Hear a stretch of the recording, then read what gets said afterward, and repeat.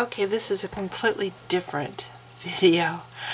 Not so much about religion, although it kind of touches on it a little bit. What a lot of people don't know is I enjoy fantasy adventure. I have written 2 novels. Neither one has published because during the end of my marriage, I stopped writing. My creativity just went straight out the window. I had my laptop crash and my desktop crash within like a week of each other. My second book, Song of Mornius, was pretty much lost, except I managed to salvage 7 chapters from floppy disk. I also have, hang on a second. I also have the entire book right here. Sorry, it looks like crap because it's been under my desk, printed out. So I have the book. In fact, this is a map that I made. See? That was going to go in the front of my book. I mean, I have a lot of thoughts. It really helps to have a map. This is the continent of Thalos. And with my various places on my map where my story takes place, I was imagining that that would be at the front of the book. And I still hope to publish Song of Mornius.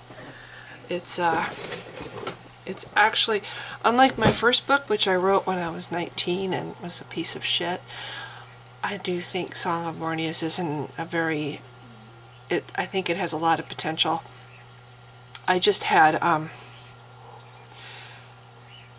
last week I went and looked at chapter 1 and 2 because a friend of mine wanted to read how I write, and what did I do? Oh, I sent her the chapters so she could see. And so I hadn't really looked at the chapters for years. And I read them and I'm like, these aren't too bad. Unfortunately, they're not in the same state as the final drafts, which is what I lost, both what's on the floppy and what's in that printed thing that I showed you. Those are earlier versions, but there's enough there for me to recover the story. I'd have to type it all out and put it back onto, obviously, into digital. And it would be a lot of work because I wouldn't just type it. I would want to rewrite it as I went. But anyway, the point of it is I write fantasy adventure. Song of Mornius is I love the story. In fact, I've actually toyed with the idea of reading at least the first 2 chapters on video so people could kind of get an idea of what the story's about or how I write. Because I would, you know, one of the things keeping me from really going back into writing is there's just no, the motivation is gone. You know, it's hard to rekindle. I used to write every single day. I used to write an entire chapter in a day, and it's been having something so life-changing as losing your marriage and going through depression. It can really change you, and it sucked me dry as far as my creativity. So anyway, Song of Mornius, I might read the first couple chapters. We'll see how that goes. It would be something different, and I would love to share with people. I think it's a good story. It's not perfect. It's not published. But, I mean, if something like Twilight can publish, I tried to read her books. I'm sorry, I don't even know her name, but I tried to read like a couple of the Twilight books, and I'm like, I cannot believe they made these into movies. So anyway, I have a lot of interesting ideas, or weird ideas if you want to call it weird. I also have tried to write science fiction. Science fiction's a little harder because you have to have a rudimentary knowledge of science. With magic, it's kind of similar because you have to have, magic has to have laws. You have to have, and you have to be consistent with those laws. In Song of Mornius, I wrote myself into a corner because the story involves 2 kinds of magic. There's actually 3 kinds of magic, but it's kind of weird. There's the planet's native magic, which is pretty much just like a thread or a web that invisible web that kind of encircles the planet, and it's like the Force in Star Wars. It holds everything together. And in the story, I have 2 alien forces that end up on the planet, and they wage war together. They're basically at war with each other, and that causes a whole lot of problems for the planet because this alien magic is lethal to the native magic on the planet.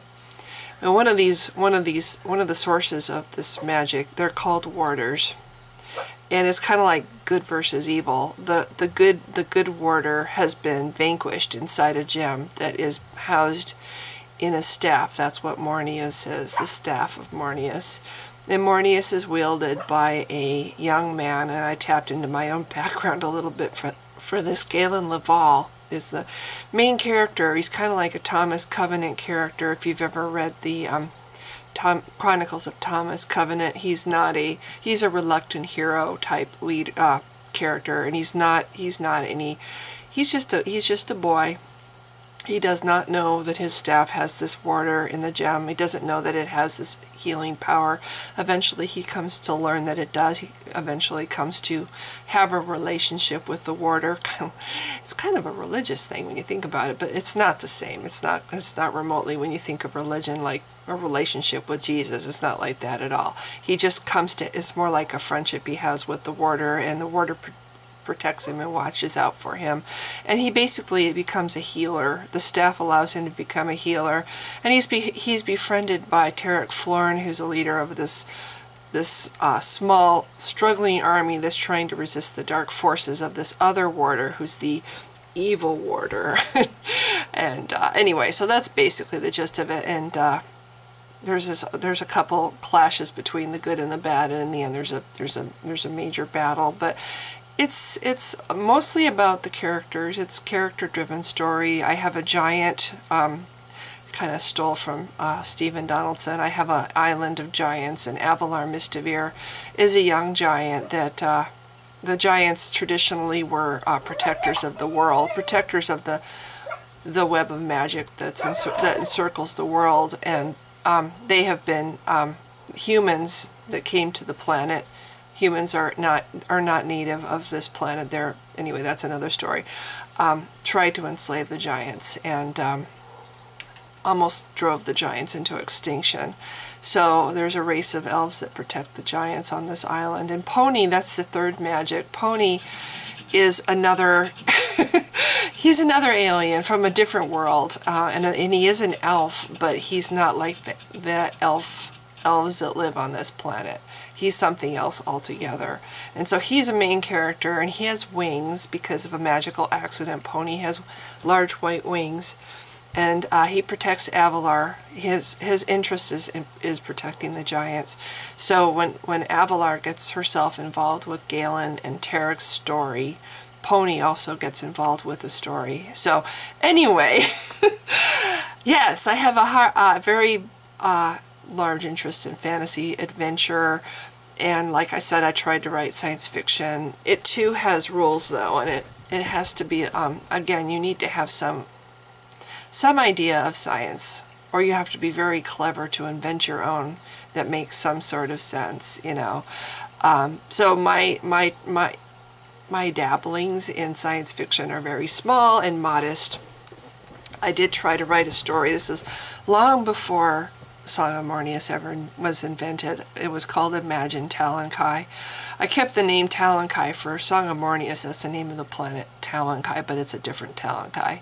In the story Imagine Talonkai, it's about an ancient world that's about to die. The sun is about to go supernova, and there's this ship that orbits the planet, and it's I can't remember what it's called, what I called it, Dimension Runner or Time Runner or something like that. And the people that live on Talonkai have long since, imagine Star Trek in the original series. There's an episode where these energy people live in these round spheres. Sauron, I think. No, not Sauron. That's Lord of the Rings. I'm sorry. What was his name? Anyway, I'm trying to think of. There was a good force in this sphere and a bad force, and this good force had a wife that was in another sphere. Anyway, kind of imagined along that lines with these people. They no longer have bodies. They're just pure energy, and they're all housed in this. It's like a a warehouse or just a large chamber where they're all interned in you know, these little whatever. It's like a library of all these different consciousnesses, right? And so they're all pretty much just energy, and the planet's dead, and the star's about to go supernova, and this happens every bazillion years. And how they save themselves as a race and keep themselves from going extinct, and basically they're immensely old, is they have this ship, and what they need is some kind of intelligent life form to pilot the ship. And Cal Evans Ryan is this pilot. I had this Han Solo character. Hang on. Okay, so Cal Evans Ryan, basically he gets hired to pilot this ship. And this is a long time ago when I wrote this short story, so I don't really remember very much, but I have no idea. I cannot remember even remotely how these aliens that are just pure energy got in touch with Cal. But anyway, the concept of the story was that the power of these beings in this enclosed space where all their consciousnesses are housed, that's what powers the ship. And they all basically imagine Talon Kai, which was the name of the story.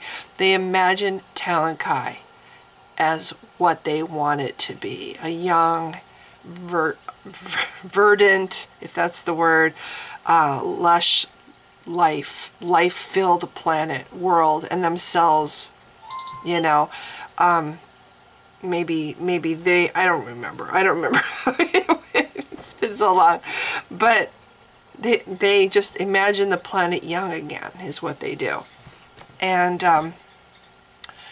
what happens is the force of their brains or whatever. See, this is where it gets shaky, because I don't have any grasp of science really of any kind except basic paleontology.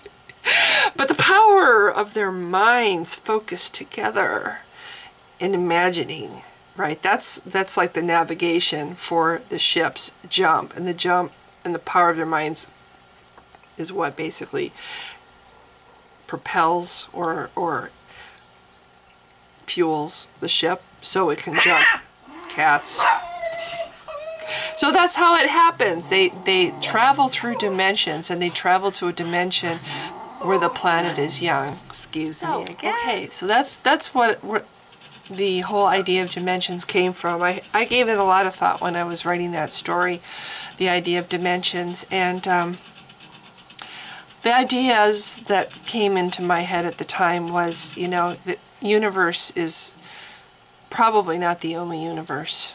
I mean, there's this definite point where we don't know.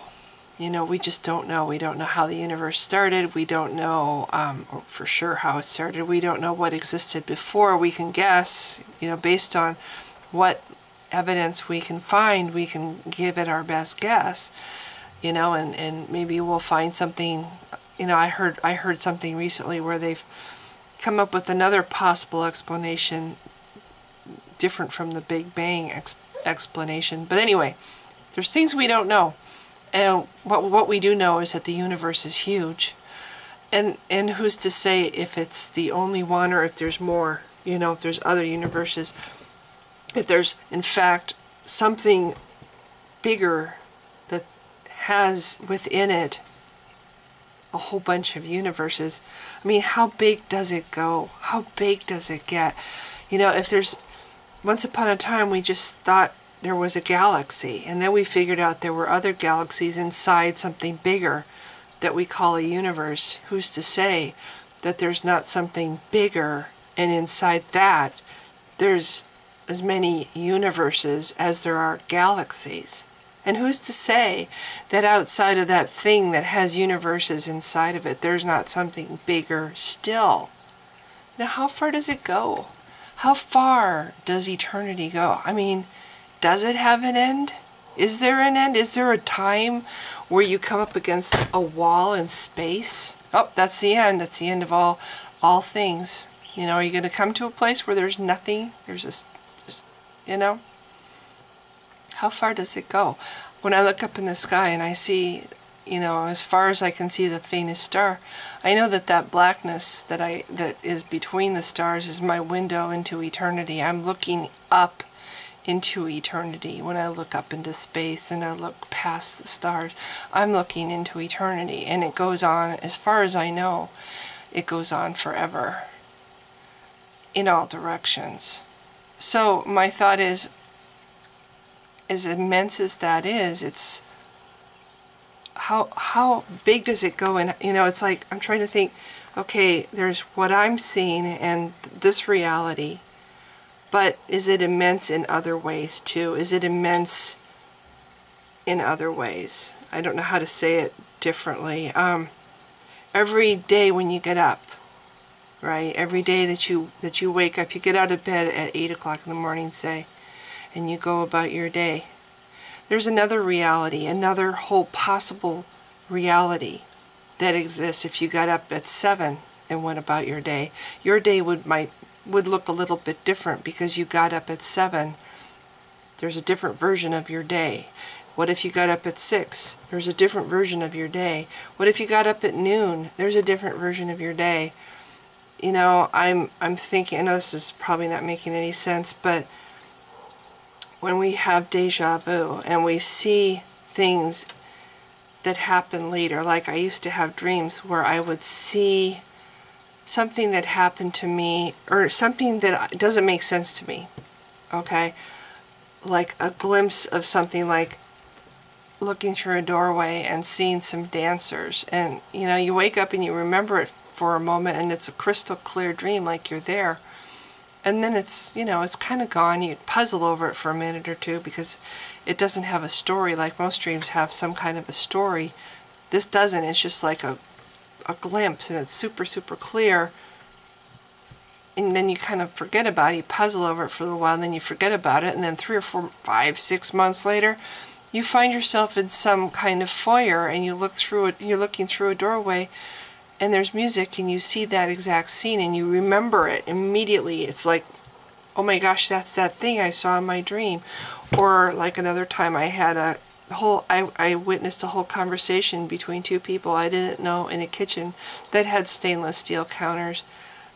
And then down the road I got hired at Pizza Haven and I was working out front, working on the salad. I came in the kitchen and my friend Laura and the boss Randy were in there having an argument, and all of a sudden it was the scene that I had seen months earlier, and I knew word for word what each one of them was going to say before they said it. I don't know what deja vu is, but my imaginings, and I do a lot of this, kind of goes along with the parallel dimensions, or each possible reality is like another, represents another dimension, another possible reality that maybe is actually happening some other place. And maybe sometimes these dimensions come close to each other and you see, you know, maybe that other dimension, that other possible me, that other possible life story of me is a little bit ahead of the current one, the one that I'm in, that I'm consciously in right now. And in that other dimension, I got the Pizza Haven job several months earlier. I had witnessed this conversation several months earlier, and somehow the two dimensions came close enough that I had a conscious awareness of a little glimpse. I had a glimpse of what was going on in that other dimension.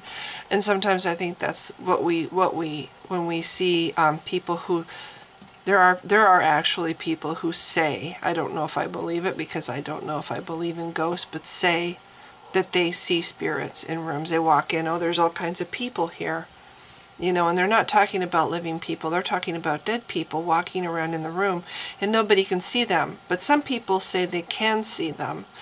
And my thought is, what if it's people from some other dimension? And again, the dimensions are close enough in this particular place that you can see into what's going on in a different dimension. The dimensions, you know, maybe they're fluid, maybe they're like a current, and they sometimes drift apart and sometimes come together, you know, and like this thing that we call the universe, or maybe this thing that's outside of the universe, is like a giant ocean, and we're just riding this current of possibilities. So as an atheist, you know, I don't believe really in the afterlife, but as a writer, I like to think of stuff like this, and I like to think, you know, what if, you know, one of the dimensions, or when we die and we become whatever, dead, you know, maybe what continues on is ourselves in a different possible future, or a different possible, you know, because what if you were born what if I was born in a certain year, what if in a different reality I was born 20 years later, or what if I was born 80 years later in a different reality, or 100 years later in a different reality, then maybe even though I die and perish, who's to say in a different dimension, there's another version of me that's continuing on, and in that way I continue, or I am somewhere else, and it's me, but it's someplace else. Or what if maybe somehow I move into a different dimension and join up or become myself in a different dimension. Does this make any sense? I know it's probably really weird, but I just feel like if space is boundless and limitless, which I think it is, who's to say that dimensions and the possibility of how many dimensions there could be, who's to say that that has a limit? Who's to say that there isn't every possible, I mean, every minute, you know, right now in some other dimension, I could be sitting down in front of my camera and starting this video. You know, how am I, this is where I'm stumbling here. Who's to say that there's a limit to this, you know, to how many possibilities, how many dimensions, how many levels. Each person, you know, it's beyond my imaginings. And it's exciting to imagine stuff like this.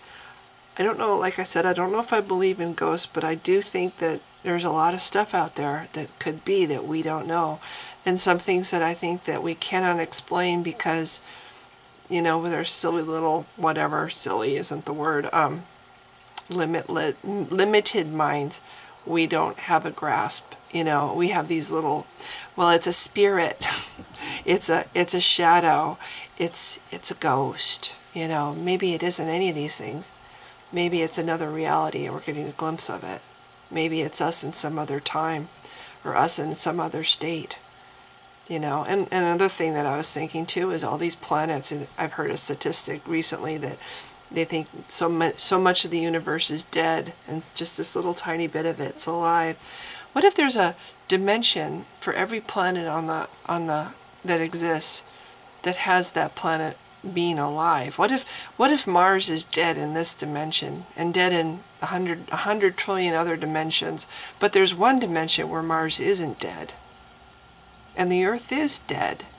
You know, what if that's the case for all the planets? What if there's different states of reality for all the planets, and in one dimension or more even than one dimension, the planet in that version of reality isn't dead and it's alive? I mean, obviously it probably can't be true for everything, but the point is, if it can be true for people, that there's different possible stories for each and every one of us, why can't it be true for different planets and different stars too? You know? So somebody asked me to make a video describing my thoughts on dimensions, multi-dimensional universe, and that's as best as I can get, being somebody who just isn't a scientist, and I just think about stuff and how I can write stories. And that's kind of along the lines of the stuff I was thinking of when I was writing Imagine Talankai, which never really, it was published in a very small, it wasn't a magazine. I'm trying to think of what they called, because it's been ages since I've published anything. It wasn't a magazine, there's a, it's not really a fanzine either. There's fanzines, there's magazines, and then there's something else. Anyway, it was published, but it was a very small audience, and it wasn't a very impressive looking thing. But it was published. Maybe 20, 30 people saw it. But anyway, very simply written. It was back when I was really very novice as a writer, and I like to think I'm a lot better now. So anyway, there you go. Weird video. I just thought I'd throw out some of the thoughts that did and still sometimes do cross my mind when it comes to possible reality. So if you've been watching, thanks. Bye!